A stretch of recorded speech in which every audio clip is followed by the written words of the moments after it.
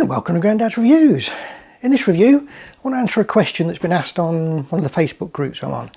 So I'm on the R50 Facebook group and someone asked, can they fire a flash with an R50 without the adapter? Now, as you know, the R50 comes with a different hot shoe. There's no centre flash connector, so you have to buy an adapter. I think it's an AD15 and they're like about £60. It's quite expensive just for a simple flash adapter. So I just want to show you a cheaper way of doing it. Okay, it's not the best way, it's not perfect, but it will work with any flash gun, and just we'll go through how to use it, how to set it up and what it actually does. Got a fantastic model here, our elephant. Got the R50 set up here. I'll show you what the settings are on the R50 and how you got to set it up. But the trick to this is this little thing. It is an optical flash trigger. Basically goes on the bottom of any flash gun and it will fire when it sees another flash. And the good thing about the R50 is it's got an inbuilt flash. So let's have a look at how we set the camera up first, and then we'll set this little optical flash receiver up. So in the camera, when I got it set up, and your settings may be different for taking this actual photo, but I've got ISO 100 set, I'm on f8, and I'm on the fastest flash sync speed of this camera, which is 1/250. Now if we lift the flash up, I'll ask, do we want to fire? We do. We'll go into the menu, and on the first main tab, the camera tab, and then tab 3, we want flash control. And this is where we're going to do all our settings. First off, we're going to tell it we want it to fire. None of these really matter. The ETTL, ETTL2 can leave whatever they want to do, and the contin flash control, you can leave that the same. Red eye reduction we want to disable. Slow sync speed or slow synchro, go into there and you want it on 1/250th fixed.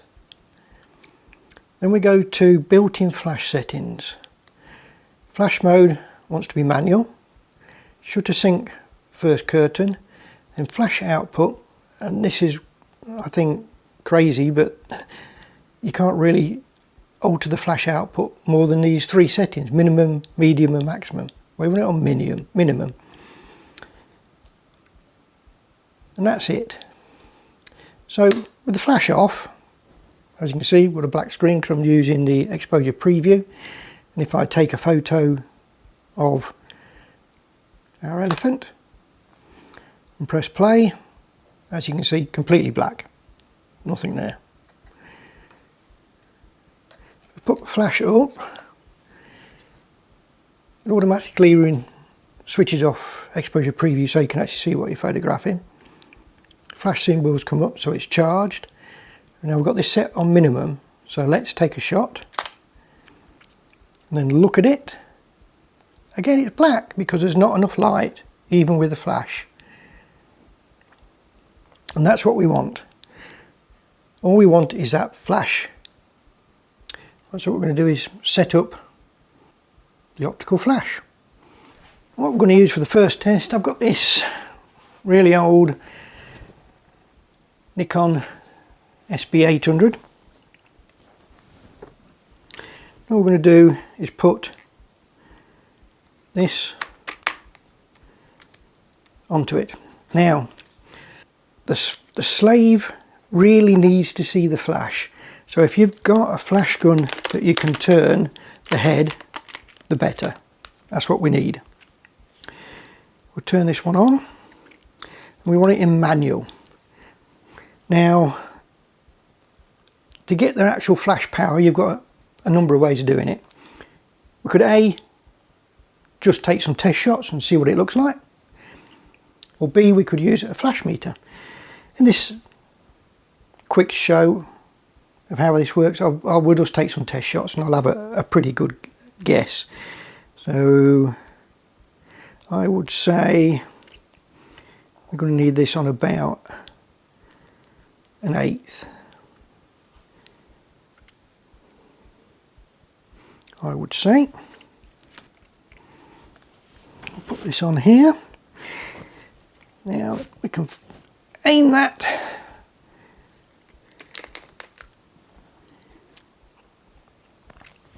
at the flash. So we've got the flash gun set up. I've got it set in manual. I've got it at 8th power. There's no cables. There's no wireless transmitters. We've just got this looking at our little flash. So hopefully it'll fire. So we'll look at the picture, and actually it looks about right. Got a nice bit of flash on there. So we've gone from nothing to quite a bit of flash. Perfect. Exactly what we wanted. So as you can see, with a basic Nikon one, we can try it. I'll bring this around. So let's try it with it pointing away and just see if it will pick up that. And so it does. As long as it sees a flash, and again, we've got a reasonable amount of fill on there. It's lighting it about, so that was a good guess. Unfortunately, I've been doing this firing flashes for 40 years, so it was an educated guess. So that's this Nikon. This is a Godox. This one is the TT350F for Fuji. So it's a Fuji one.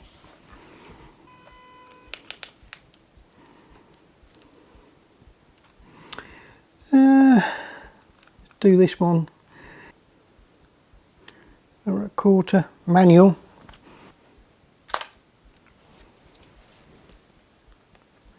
Quarter, yeah, that's not too bad. Let's try that again.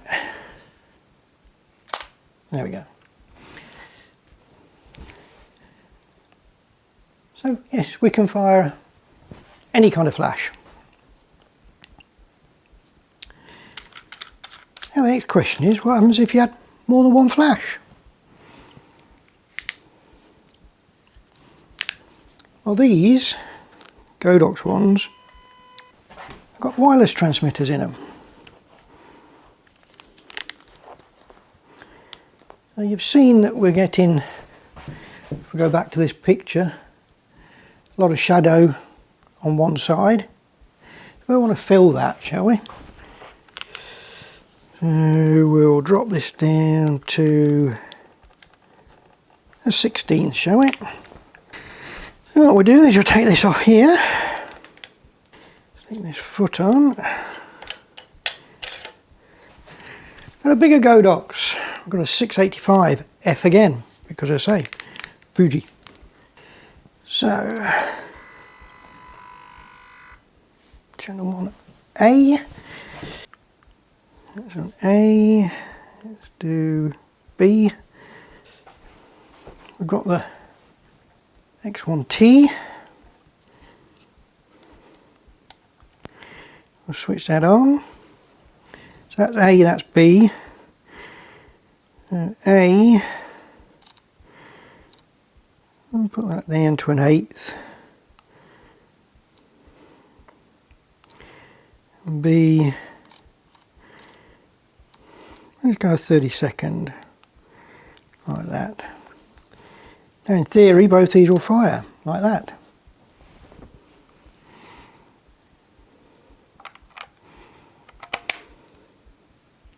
We'll put this somewhere where it can see the flash. And if we look at the picture, could do with a bit more on the left. That one's on, that one's on. Look at the picture. Still got some in his ear. Oh, it's a bit more balanced. So as you can see, we can fire 2 flashes just using this. Now, another way we can do multiple flashes, or even a single flash, is if you can get hold of one of these. This is the Cactus flash transmitter system. It will work with any flash, Canon, Nikon, anything. Any third-party flash. It's got multiple contacts, and it will work with multiple cameras as well. But the good thing is it's got an optical receiver in it. So let's take these off. This one I've got programmed for the SB800. We'll stick the Nikon on. So we've got this set up. It's on the Cactus. It does like to be seeing the flash, but you can try it at different angles. Right on an 1/8 power.